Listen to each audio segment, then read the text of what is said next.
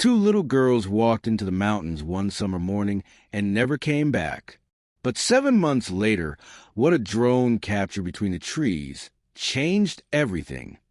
It was July 5th, 2022, a Tuesday.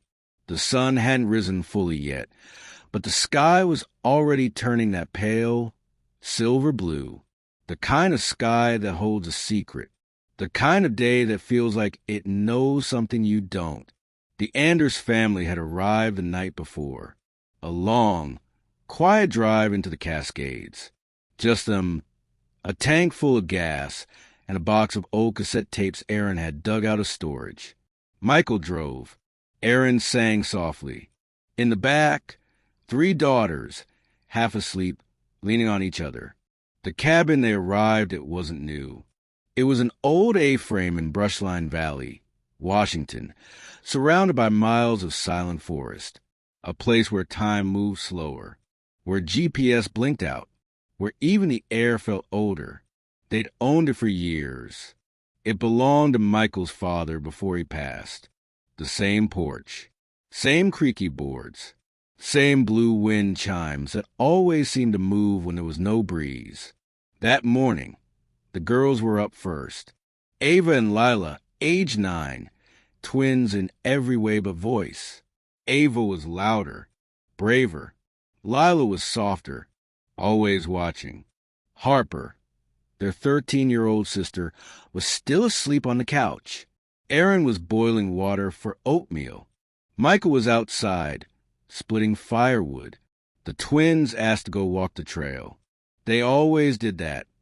From the time they were toddlers, they said just to the edge. Their mom said, not too far. They said, we won't. They left at 8:13 a.m., and that was the last time they were seen. By 9:12, Aaron was uneasy. She walked out, called their names. No answer. She checked the path, a gravel trail leading into the woods. She saw small prints in the dust, but no twins. By 9:30, she woke Michael. They both started yelling. By 9:41, Harper was outside in bare feet, screaming. By 10 o'clock, they'd scoured every inch of the trail.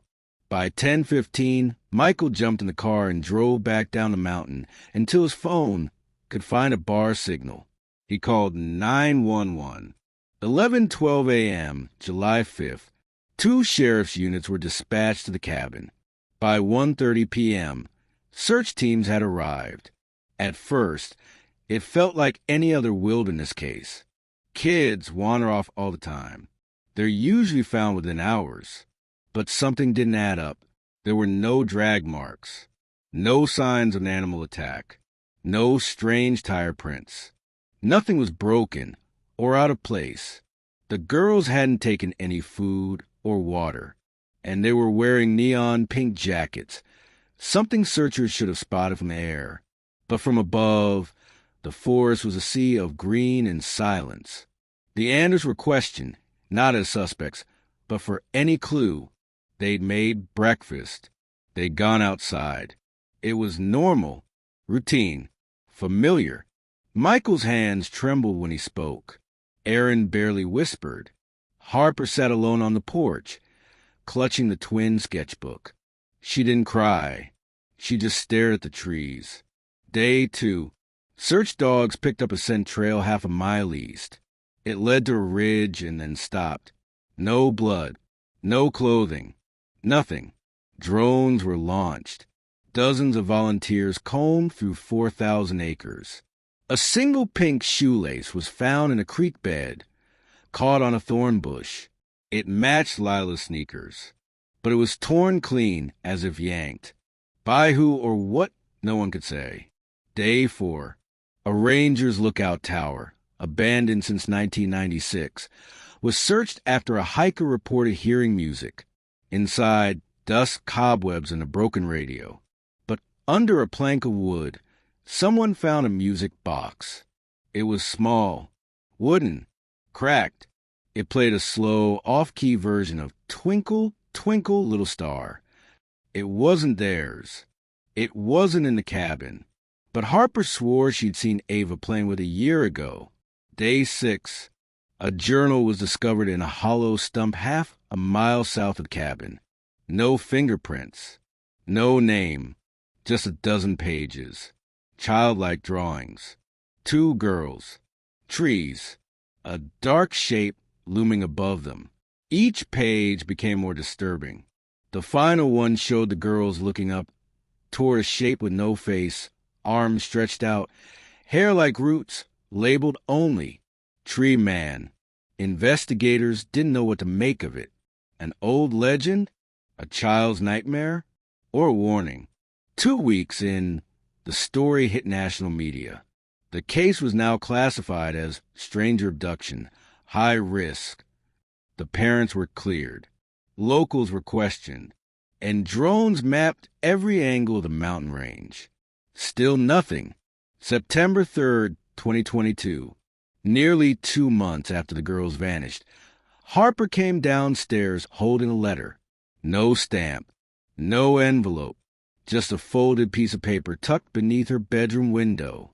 Inside was a photo.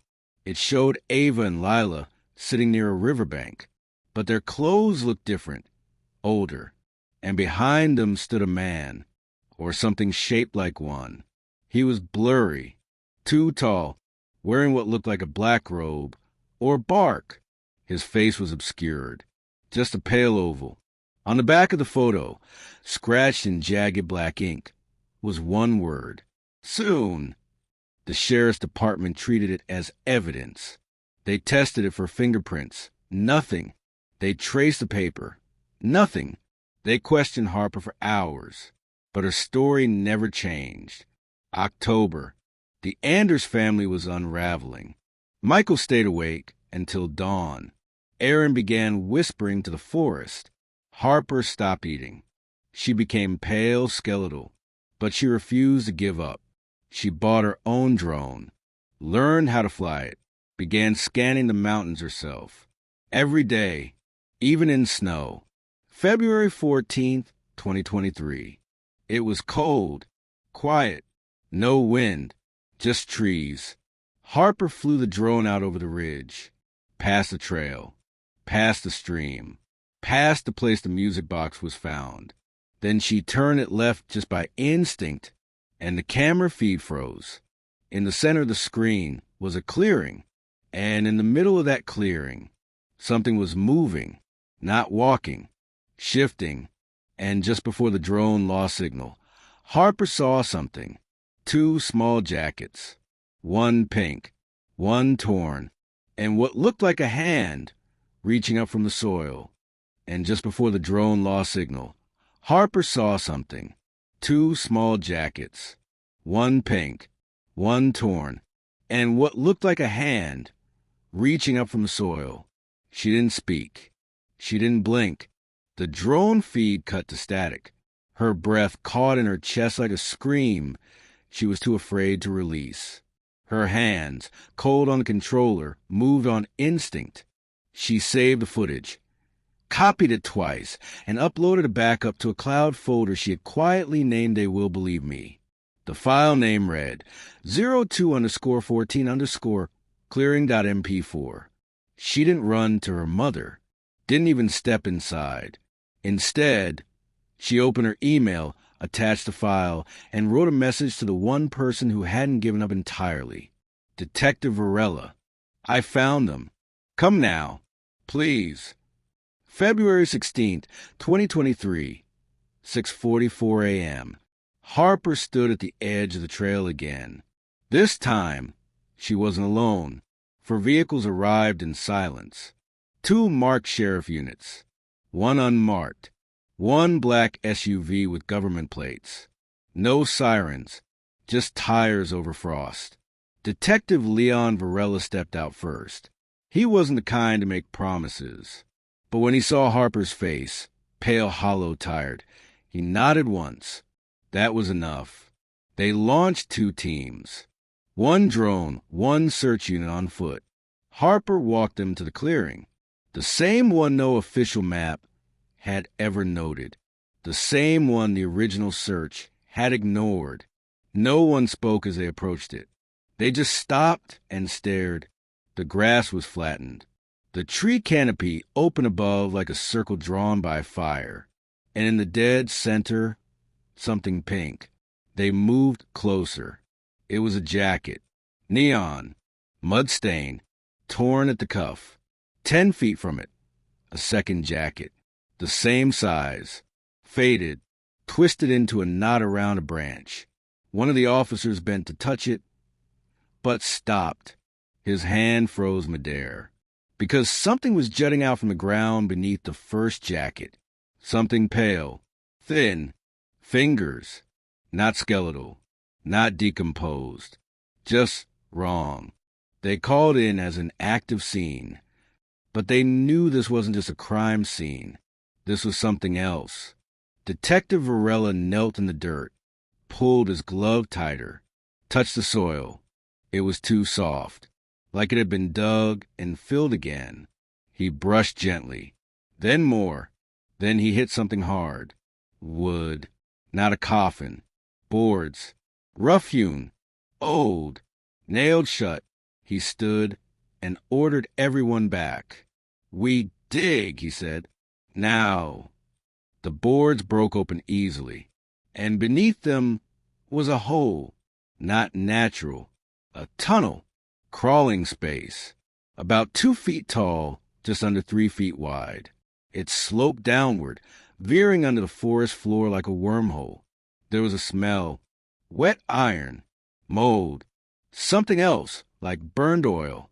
Harper stood silently behind the tape, her breath fog in the cold.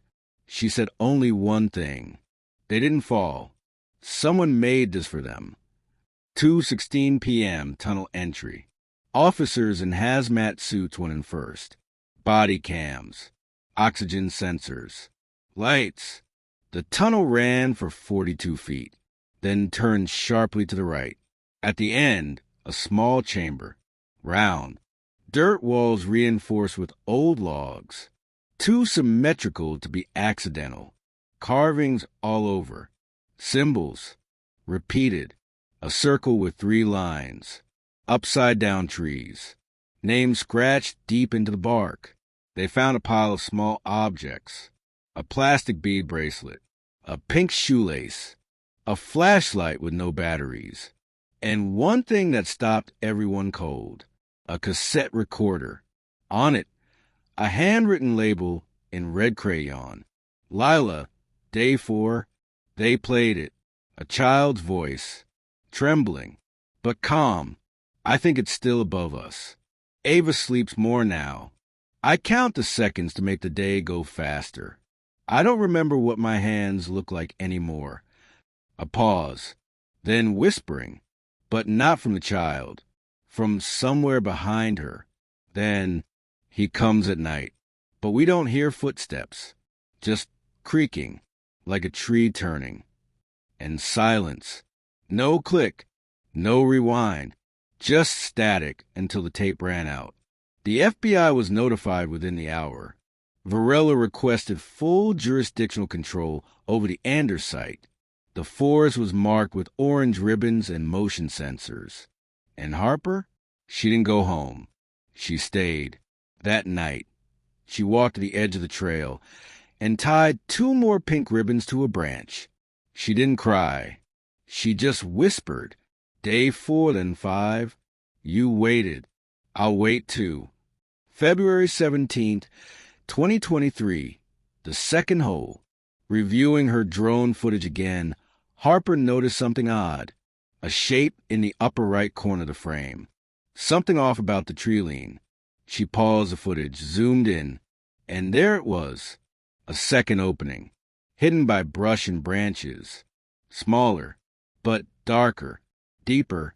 She sent the screenshot to Varela.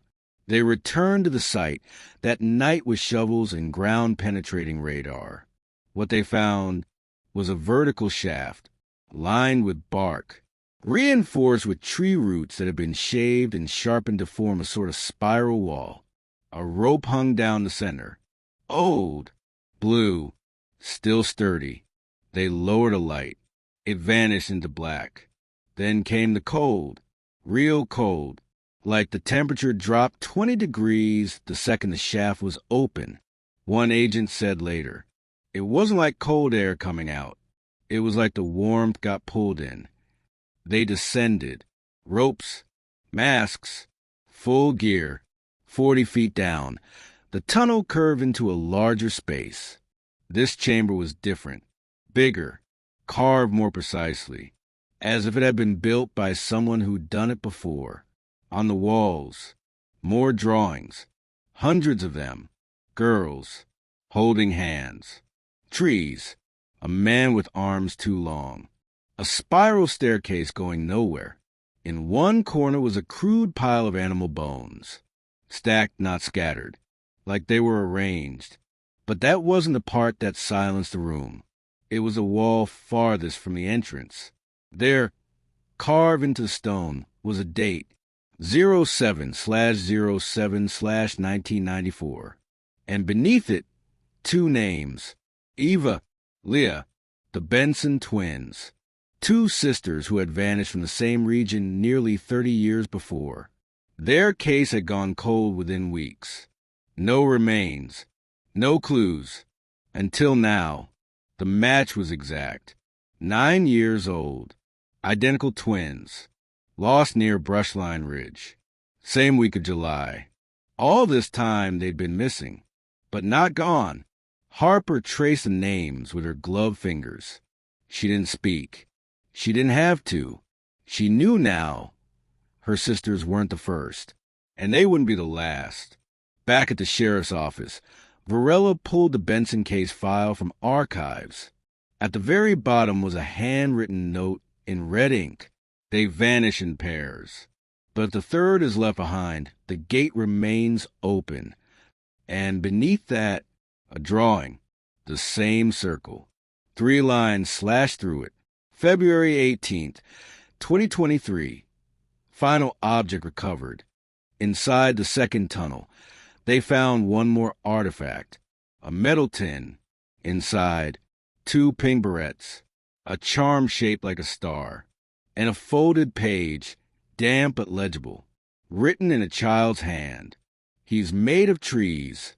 His fingers creak when he moves. He wears the sky like a coat. We are learning to be quiet. It was signed, Lila, day 35. That was the last entry. But in the corner of the paper, drawn in pencil, was something that made Harper step back. A face. Not human, not animal, just a pale shape, and 2 hollow eyes, watching. The investigation was no longer about rescue.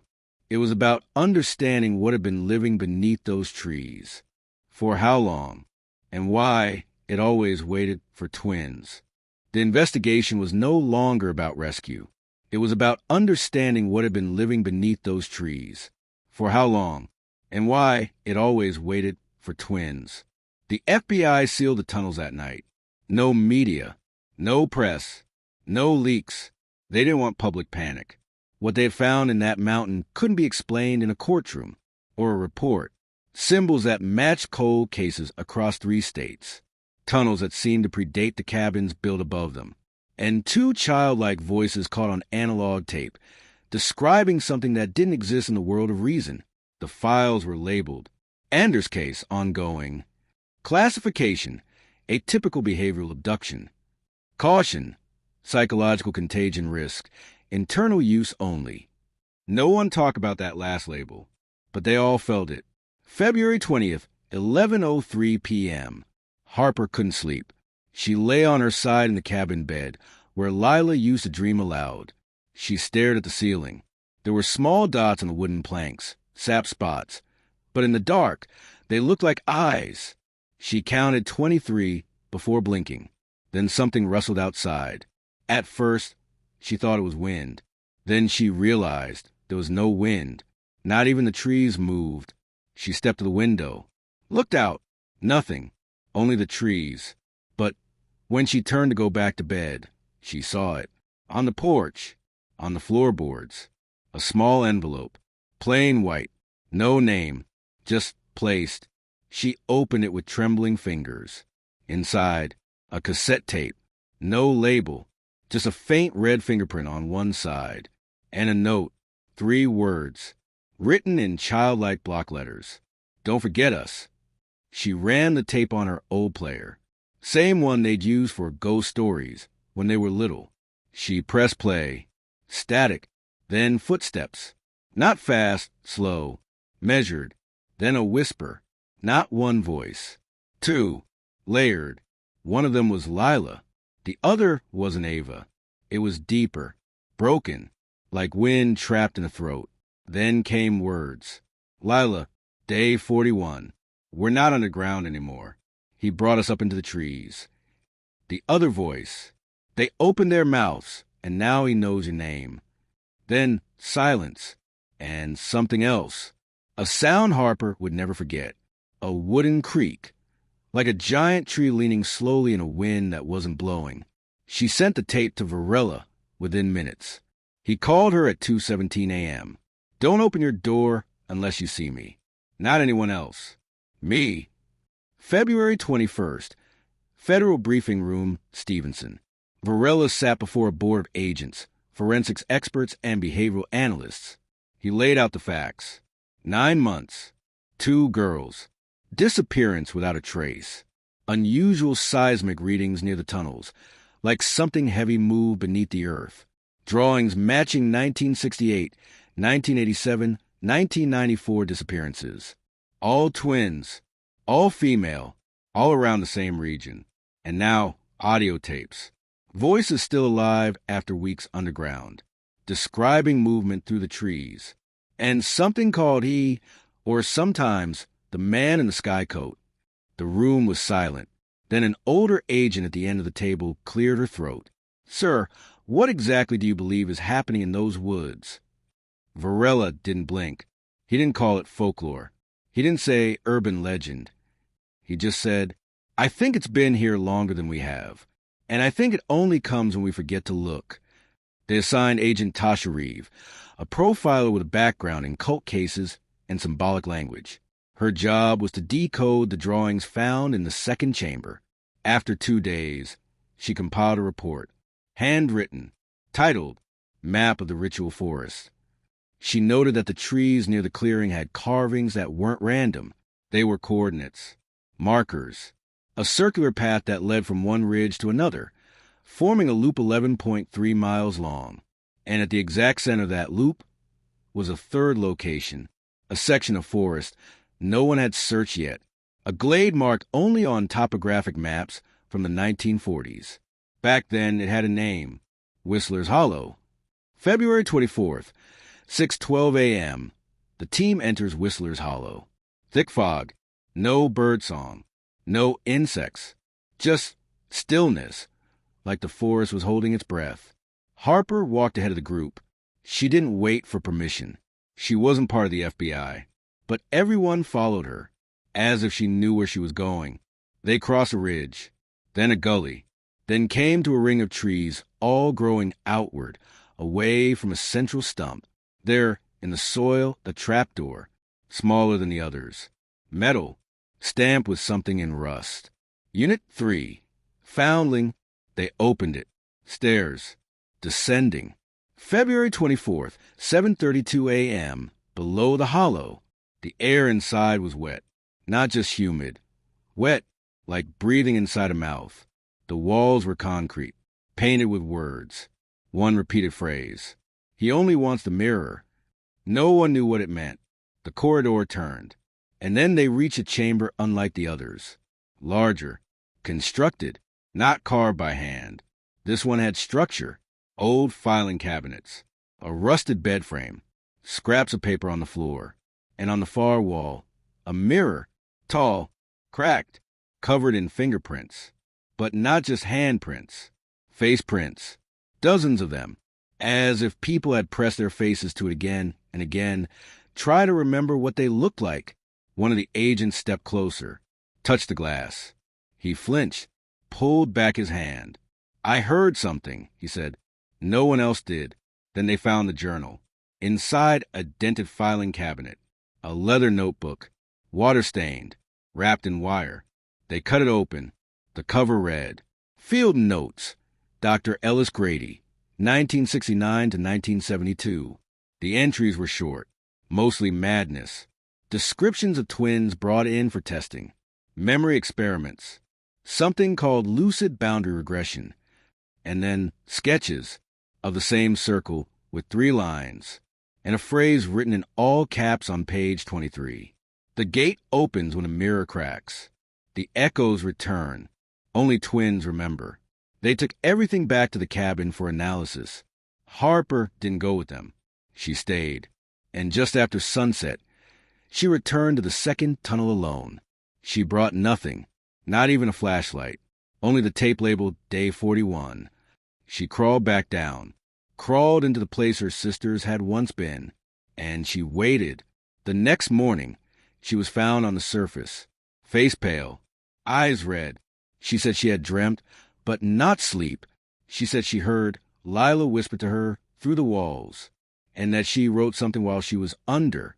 No one believed her until they saw her palm, words scratched into the skin as if carved by her own nail. He's watching the wrong twin. They didn't know what it meant. Not yet, but they were starting to understand something more terrifying than they expected. This wasn't just about the twins. It was about what the twins remembered, and why it couldn't let them go. They didn't know what it meant. Not yet, but they were starting to understand something more terrifying than expected. This wasn't just about the twins. It was about what the twins remembered, and why it couldn't let them go. February 25th, 3:11 p.m., the agents returned to Whistler's Hollow, to the door in the dirt, to the mirror. This time, they brought a biometric scanner and an EMP probe. The mirror had no electronics, but the reflection seemed wrong. When Agent Reeve passed behind the glass, her reflection paused, just for a blink, 1 second behind. Not fast enough to be noticed, but not slow enough to be coincidence. She laughed it off. But when she reviewed the footage from her chest cam later, her laughter wasn't in the audio, only silence, the kind of silence that wraps around a body like water. Meanwhile, Harper stayed in her sister's shared bedroom at the cabin. She was cataloging the old notebooks, the ones from Dr. Grady's field kit, now in evidence bags. She had no clearance, but she had time, and it needs stronger than rules. The ink had run in most entries, but the sketches remained. Faces without features, trees shaped like ribs, symbols repeating endlessly. Then she reached the final page. It was blank, except for one line, written sideways, almost as if the notebook had been held upside down. If you don't remember your face, he can wear it instead. She read it again, and again. Then she closed the book, and that night, she taped black cloth over every mirror in the cabin. February 26, 4:17 a.m. Detective Varela sat alone in the FBI's temporary base outside Brushline. The lights flickered. The monitors glitched for less than a second, just static. He turned back to the caseboard, started pinning photos of Ava and Leah Benson alongside Ava and Lila Anders. And then he noticed something. In the background of one of the old Benson photos, a school portrait from 1993, a tree, unremarkable except for the carving, the same circle with 3 slashes, same height, same angle. He compared it to one of Harper's drone shots. The tree was still there, same clearing, same spot, meaning whatever this was, it hadn't moved, it hadn't migrated, it had been waiting. February 27th, the buried room. At 10:42 a.m., a seismic drone picked up an anomaly under the Hollow's chamber. A second room, not carved, constructed, lined with concrete and steel mesh. The floor plan suggested it was 18 by 18 feet, but there was no access from above, no ladder, no door. So the team brought in a micro drill and bored down from the side. It took 6 hours. When they finally broke through, they lowered a camera. The room inside was silent, dust covered, except for one thing: a red light, blinking, a camera, still recording, still live, streaming to somewhere. The monitor in the corner was cracked, but the feed showed one thing: 2 small beds, side by side, empty, and above each bed, a nameplate: A. Anders, L. Anders. The room had power, but no door, just a vent in the ceiling, too small for a grown adult. Someone had built it to hold them. They lowered a team. What they found inside shook even the most hardened agents. The walls were covered in childlike drawings, like in the tunnels. But here, the drawings were new. The paper wasn't yellowed. The ink hadn't faded. And one of the drawings was of Harper, standing outside the cabin, her face exact, down to the freckle under her right eye, and beneath it a sentence: "She doesn't know he's in her shadow."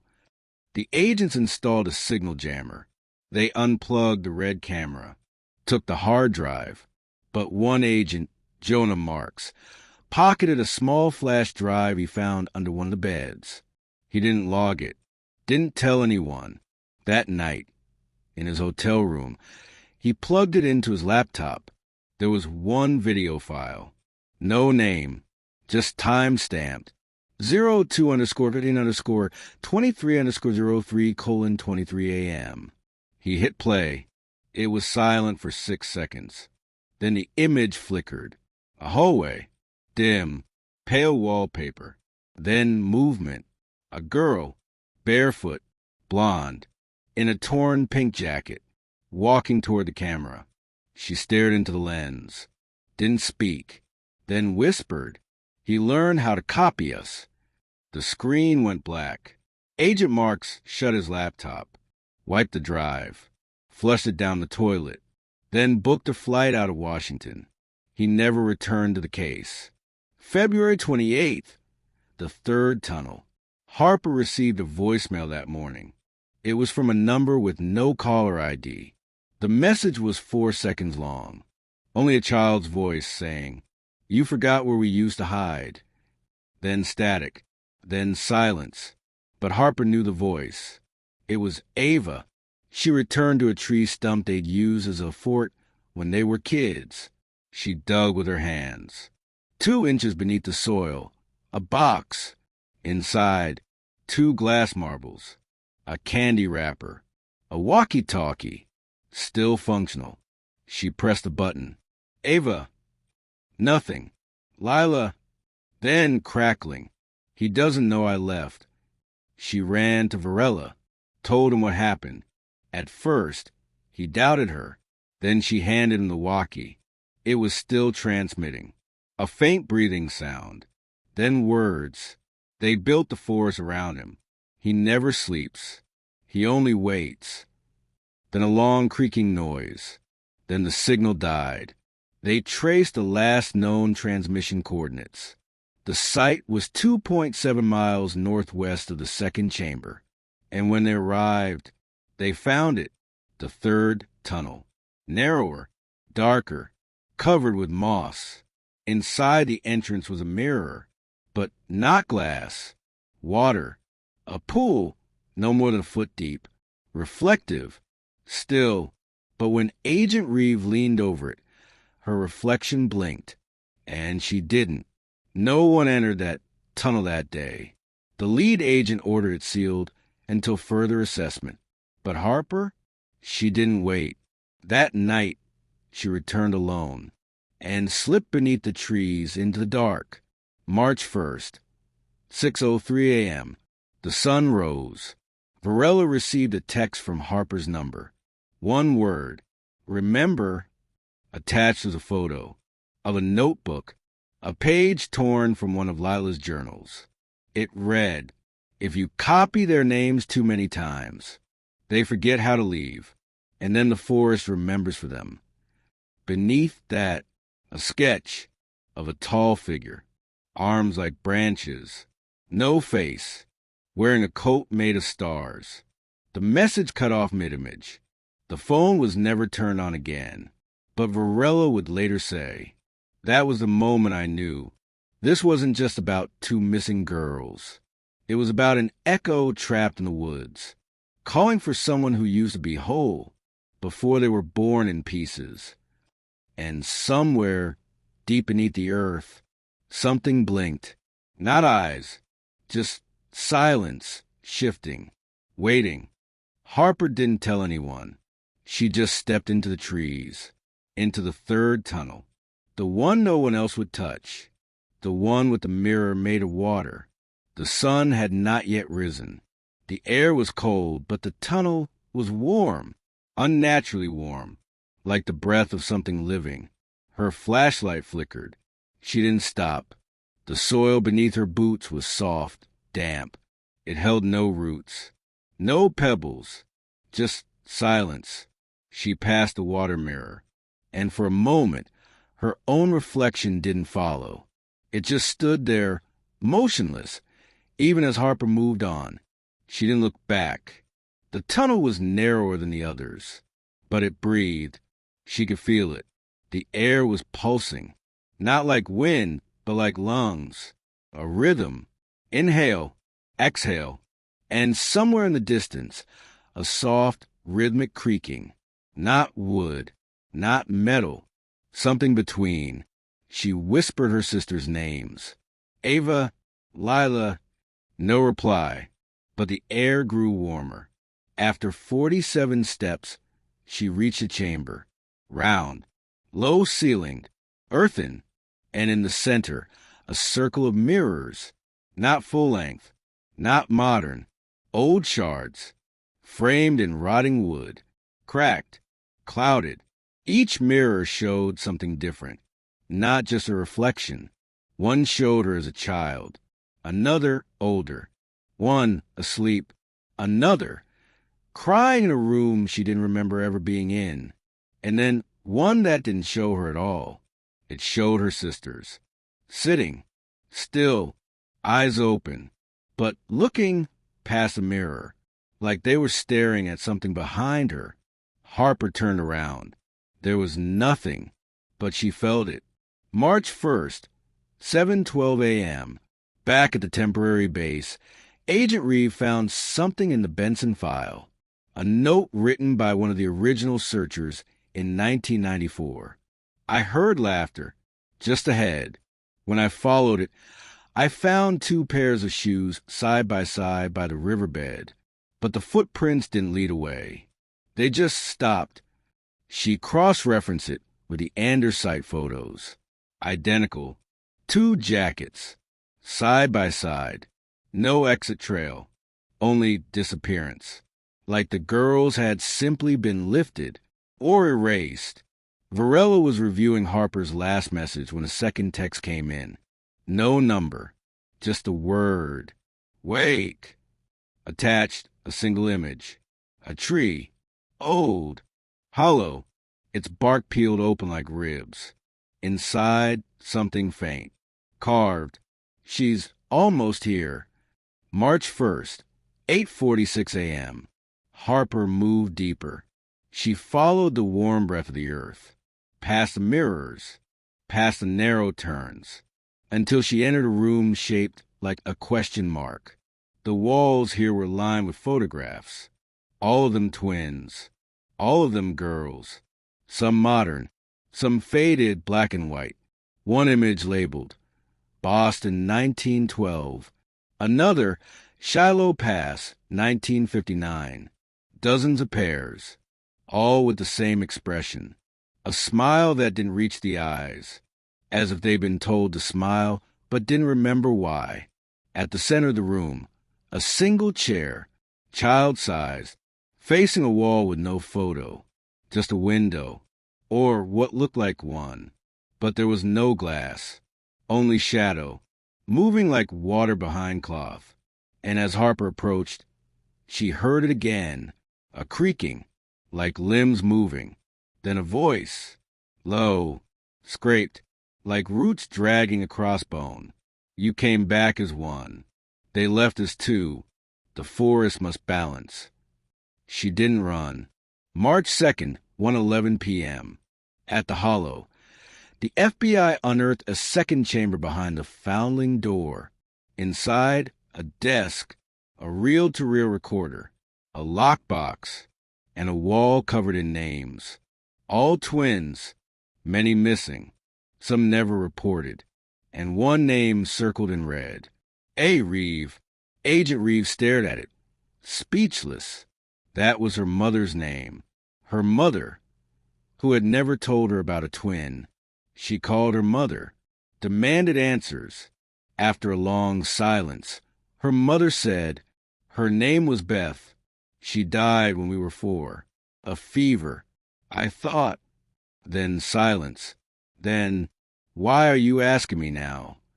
Reeve hung up. She opened the lockbox herself. Inside, a bone comb, a newspaper clipping from 1943, twins missing from Mayflower Orphanage, and a VHS tape, labeled "The Ones Who Stayed." The lab played it. Grainy footage. 1980s. An interview. 2 girls. Identical. Pale. One speaking. The other staring. Interviewer: "Do you remember where you went?" Girl 1: "The man in the forest showed us stories." Interviewer: "What kind of stories?" Girl 2, still staring: "He wears the sky." Interviewer: "And what did he want from you?" Girl 1: "A trade. Memory for mirrors, so he can keep looking." Tape ends. No follow-up. No location. Back in the third tunnel, Harper sat in the child's chair. The whisper had stopped, but the air still moved. She looked into the window of shadow, and in it, she saw something impossible. Herself as a child, holding hands with her sisters, walking toward the forest. The memory hit like ice. She had gone into the forest before. Not with them, but before. She remembered now, a day when she was 5, and Lila said, "He only listens when we match." Harper had laughed. They dressed the same, walked the same, spoke in rhyme. She had forgotten that day. Until now, because forgetting was part of the deal. March 2nd, 6:23 p.m. Varela read through Dr. Grady's remaining notes. One stood out. When a twin dies, the echo remains. When one stays behind, the door remains open. He cannot be full until the echo ends. He looked at Harper's baby photos again. Something had always felt off. Then he saw it. A frame. Taken at the hospital. 3 bracelets. HALAA. 3 children. One never mentioned. One who perhaps hadn't survived. Or had, but was taken. He called Reeve. Harper was a triplet. In the tunnel, Harper gasped. A sudden cold filled her lungs. Then footsteps. Soft. 2 sets. She turned. Ava and Lila stood in the doorway. Eyes pale. Clothes ragged. Feet bare. But they were there. Smiling. They didn't speak. They just reached out their hands. Harper rose. Took them. And together, they walked toward the mirror of water. Reflected in was not their image, but a door. And on the other side, light. Above ground, the forest stirred. Trees creaked. Wind howled through the hollow. And in the sky, clouds formed a spiral. Then a crack, like thunder, but deeper, like the earth breaking. Then silence. The walkie-talkie in the base buzzed once. Then, "We're home now." Varela dropped the device. Reeve wept, and the woods were quiet again, as if something had been fed or freed. They walked toward the mirror like it wasn't water, like it was a door. Ava's hand was warm. Lila's was cold. Harper couldn't tell if they were alive or just echoes made solid again, but she followed them because something inside her whispered louder than fear. You were always part of this.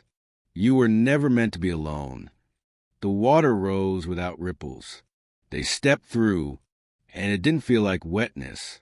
It felt like memory, like walking back into a place you left long ago, but that still knew your name.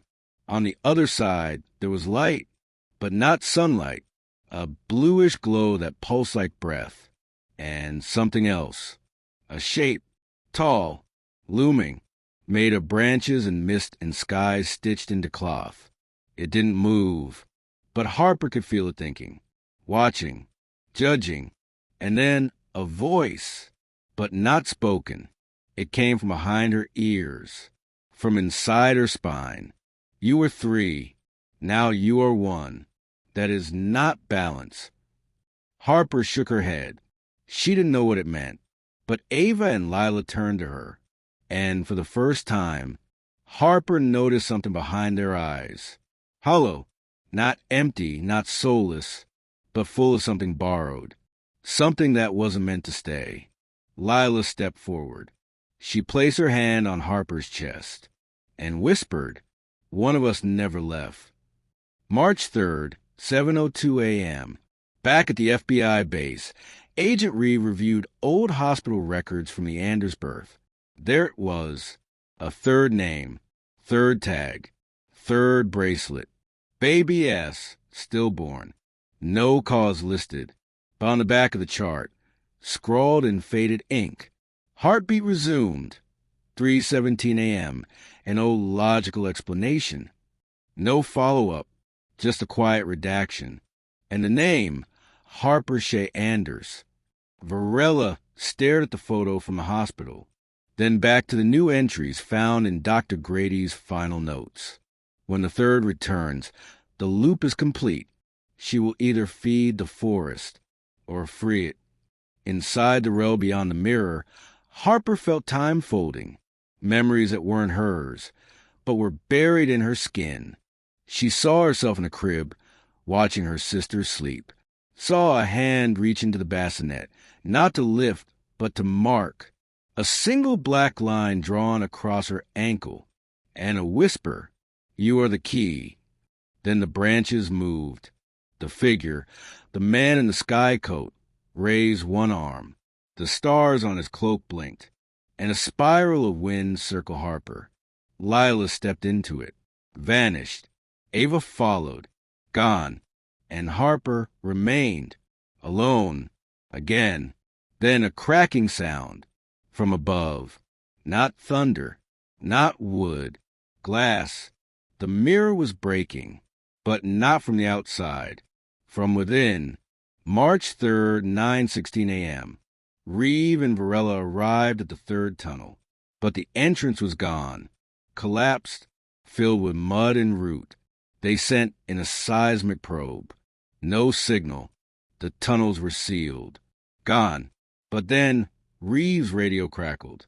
A voice. Not sealed, just closed. Then a giggle. Then silence. They excavated for hours. Found nothing. No chamber. No 3rd door. No signs Harper was ever there. But that night, a package arrived at the cabin, wrapped in moss-stained paper. Inside, a notebook, Harper's, with fresh writing. Only one page was used. It said, "I remember now. I was the mirror. I was the space they filled. I stayed behind so they could leave. But the forest remembers, and it does not like debt." Beneath that, a drawing of a girl with 3 shadows. Only one of the shadows had eyes. March 4th, 2:22 a.m. Agent Marks, the one who had vanished from the case, was found outside a diner in Idaho. He was barefoot, clothes shredded. He was holding a cassette. It played only one thing, Harper's voice. Soft, distant. He wears the sky, but not the stars. They don't follow him. They watch him, because once he was one of them. Marks was hospitalized. When questioned, he said, "I thought she was gone, but she's everywhere now. She's inside the trees. Varela requested full lockdown of the case. It was denied. FBI command wanted closure. A press release was drafted. Twin girls, Ava and Lila Anders, declared legally deceased. Sister Harper Anders, presumed missing. No mention of tunnels. No mirrors. No tape. Only silence. But the forest didn't forget. March 7th, last known sighting. A hiker passing through Whistler's Hollow reported seeing someone in the clearing. A girl, standing in a circle of tree stumps. She wasn't wearing shoes. Her eyes were closed. And when the hiker called out to her, she said only, "It's okay. I'm just holding the door now." Then she vanished. 3 months later, satellite image analysis. A private drone company, conducting tree cover analysis, sent a flagged image to the forestry department. An overhead scan of the region, all normal except for one spot. A perfect ring of trees had gone missing overnight. A 300-foot circle of bare earth. In the center, a single shape, a spiral, made of bark, facing upward. Like an eye, Agent Reeve visited the site herself. She stood in the center, closed her eyes, and whispered, "Harper, if you're still in there, show me." No answer, just wind, but the trees around her leaned, not with a breeze, but toward her, like they remembered her name. Final entry from Reeves' personal journal. "I don't think we lost them. I think they changed places with something older, something that needed a face. And now, I think it wears Harper's. And far beneath the earth, in a place no one can reach, a mirror waits, cracked, clouded, but still watching, because what comes through never truly leaves." A week passed, then 2, and the forest stayed quiet. No more voices, no more sightings, no more whispers behind mirrors. To the world, the case had ended. A tragedy, a mystery, a story best left alone. But then it started again. Far from Washington, far from the Hollow. March 17th, Missouri, 5:43 a.m. Twin sisters, Elena and Elise Murray, vanished from their bedroom. No signs of forced entry. Both beds neatly made. Backpacks untouched. Only thing missing? A single tape recorder. And one message written on the wall. She's still holding the door. But not for long. 2 days later, Idaho. Twins again. Then Kentucky. Then Maine. For disappearances in 10 days. All identical patterns. Girls aged 9 to 13. No break-ins. No screams. Just gone. And in every case, something left behind. A small mirror. Cracked. Wrapped in cloth. Agent Varela was called back in. So was Reeve. The Bureau didn't want to admit it, but off the record, they had a new designation. Pattern Echo, meaning a case that repeats in symbolic form and isn't necessarily human in origin. There were only 4 pattern echo cases in Bureau history. Now, this was the 5th. March 25th, Federal HQ Archive Room. Reeve dove into the Benson files again. She found something odd. A photo that hadn't been cataloged. Black and white. Faded, but unmistakable. 2 girls, twins, standing in front of a tree. Smiling. Barefoot. Carved into the tree. The circle and 3 slashes. Reeve turned the photo over. Dated 1924. But in the corner in pencil, Anders' first visit. She froze. Harper's family hadn't even been in Washington in 1924. This was before her grandmother was born. How could the name be there? She ran facial recognition on the girls. Low confidence match, 72%. But it pinged on Harper Anders. As a child she'd never been. In a photo taken before she was born, March 27th, private residence, Kansas City. A retired FBI analyst contacted Varela. She'd worked the Mayflower Orphanage case in 1981. Said she'd seen the name Anders before, not as a victim, as a caregiver. A woman named Serafina Anders ran the orphanage until she disappeared, along with all 12 children, during a thunderstorm in 1943. The files have been sealed. All photos destroyed, except one. A group photo, 12 children. One woman in the middle, tall, pale, eyes that seem not to reflect light. And behind her, trees. But not just trees. The same spiral pattern, etched into bark. Faint, but there. Reeve took a closer look at the woman's face, magnified it, and under the right contrast, you could see it. A scar on her cheek, identical to the one Harper had, from a bike fall when she was 7. Except this photo was from 1943, and that scar was already there. That night, Reeve dreamed of mirrors, endless rows, each one with a girl staring back, some crying, some silent, some smiling with teeth that weren't theirs. In the dream, one girl stepped forward, pressed her hand to glass, and whispered, "You only think I'm new, but I've worn this name before." March 30th, 3:01 a.m., Brushline, Washington. A new signal was detected. Shortwave, analog frequency, coming from the direction of Whistler's Hollow, the 3rd tunnel. Sealed, gone, or so they thought. But the signal was real. Agent Marks, recovered but changed, had been monitoring old channels. He called Varela. "It's her. It's Harper. She's broadcasting now." The audio was garbled, but one phrase stood out. "I can't hold them all. Some are coming through me."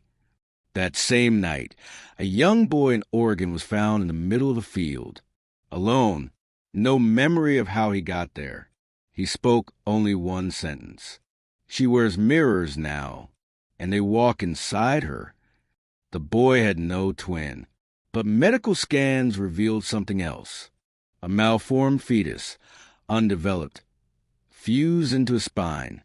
A twin who never made it. A twin who may have remembered. Back in Washington, Reeve returned to the cabin, the family cabin, now abandoned. Inside, everything was untouched, dust-covered. But on the window, drawn in condensation, was a word, "still." And beside it, a small handprint. In the basement, they found a mirror, one they hadn't seen before.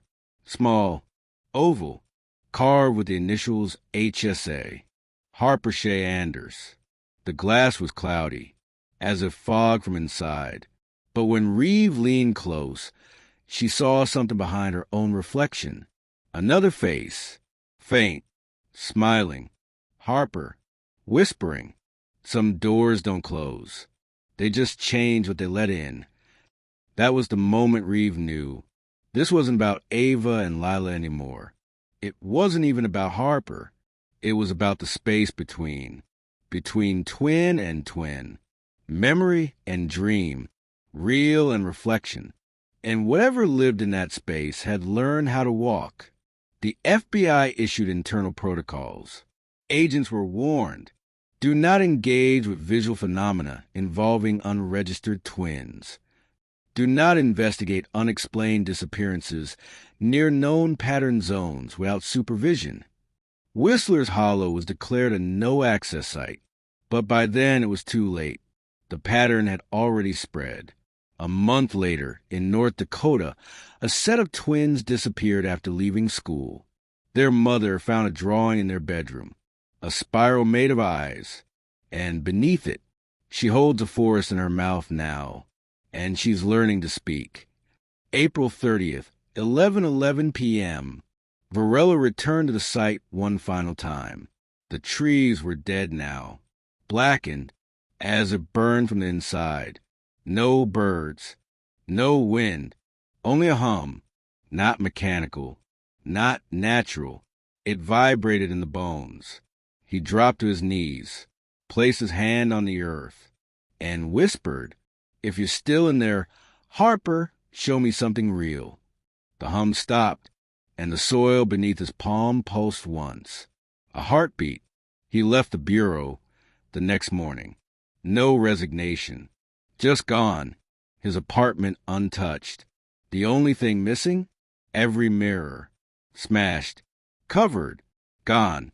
And somewhere in a city that hasn't noticed it yet, a girl walks barefoot. She doesn't speak. But when she smiles, her reflection smiles just a moment late. She walks between the trees now. Not Harper. Not anymore. She walks barefoot. Always barefoot. Because the earth knows her name. Because the soil remembers what even blood forgets. And the spiral? The spiral watches. But now it also listens. May 3rd, location unknown. A surveillance drone operated by a private security firm was tracking poachers through an unmarked stretch of forest in Montana. What it captured instead was footage of a clearing, perfectly round, unmapped, and in the center, not poachers, but a girl, long hair, pale dress, no shoes, spinning slowly, arms out, eyes closed. Around her, a pattern burned into the ground, a spiral 40 feet wide, made entirely of mirrors, shards, all pointed inward. And when the drone dipped lower, she stopped spinning, looked up, smiled, then raised one finger to her lips, and vanished. The footage was sent to federal authorities, flagged as visual contamination. The drone pilot quit the next day, said only one thing before disappearing. She wasn't just looking up, she was looking through. May 6, Bureau Archive lockdown. Agent Reed petitioned for access to the vault, a sealed collection of unsolved anomalous files dating back to 1902. She wasn't supposed to get in, but her clearance had been upgraded by someone unknown.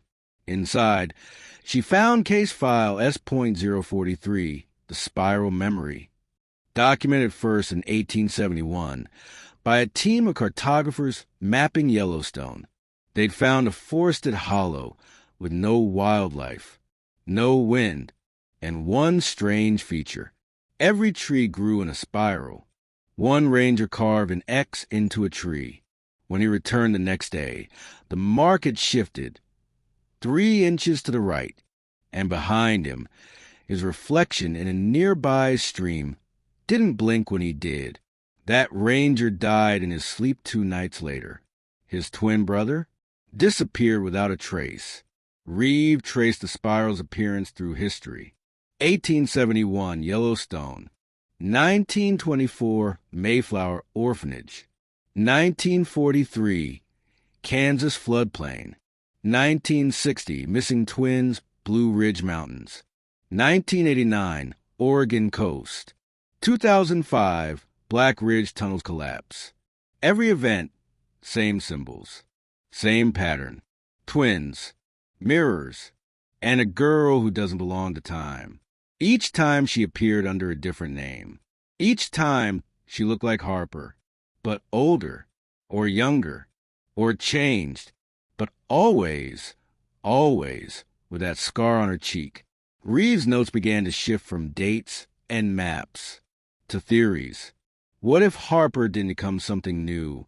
What if she always was it? And this, all of it, was her remembering. May 10th, Cold Creek, Colorado. A child psychologist found her patient, a 10-year-old twin named Cassidy, staring into a bathroom mirror, whispering, not to herself, but to someone on the other side. When asked who, the girl said, "She says she used to be me, but now I'm not ready to leave yet." She drew the spiral repeatedly during therapy. When the psychologist visited her home, Cassidy was gone. Her sister? Sleeping peacefully. But in her hand, a single mirror shard, etched with Harper's initials. May 12th, the journal surfaces. A previously lost notebook from Dr. Grady resurfaced at a yard sale in Iowa, bought for 25 cents. Handwritten on the cover, echoes and anchors. Inside, theories on psychic twins, shared consciousness, echo loops, and anchor children. One passage underlined twice. The anchor is not always born. Sometimes it is remembered into existence. Beside it, a drawing. A tree split into 3 trunks. 2 straight, 1 bent. Beneath it, H.A. Back in Washington, Reeve revisited the Anders family tree. Something had always felt off. Generations of twins, disappearing or dying young. But in every census record, there was always a 3rd child listed, briefly, then removed, like history trying to erase something it couldn't forget. May 15th, 4:44 a.m., Northern California. A trucker called 911, said he nearly hit a girl walking the highway in the fog. She didn't move, didn't flinch. He swerved, looked in the mirror. She wasn't there.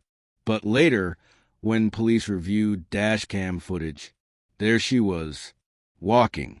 And when she turned to face the camera, the timestamp glitched for exactly 11 seconds, reversing, looping.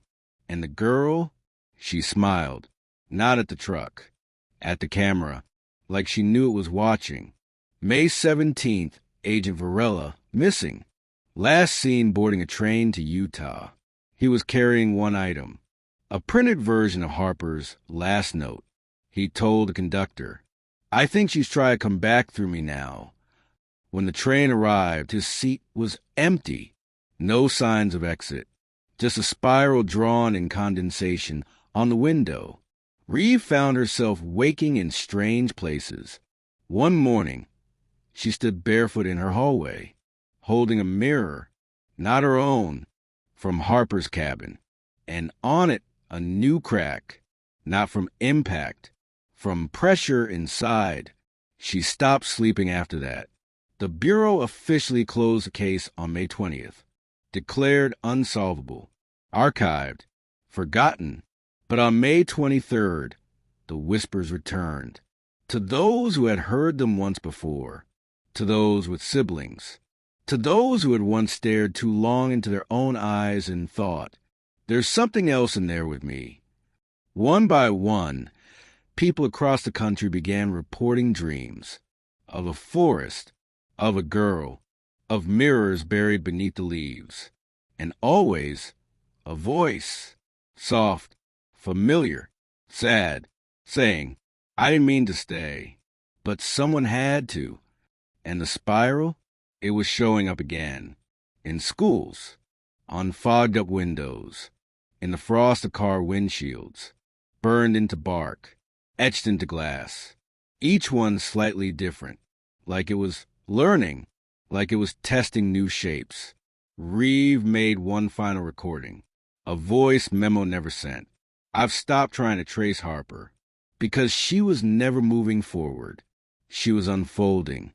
And now I wonder if all mirrors are just doors she hasn't walked through yet. And somewhere in America, a girl with her face is walking through a shopping mall. She doesn't speak.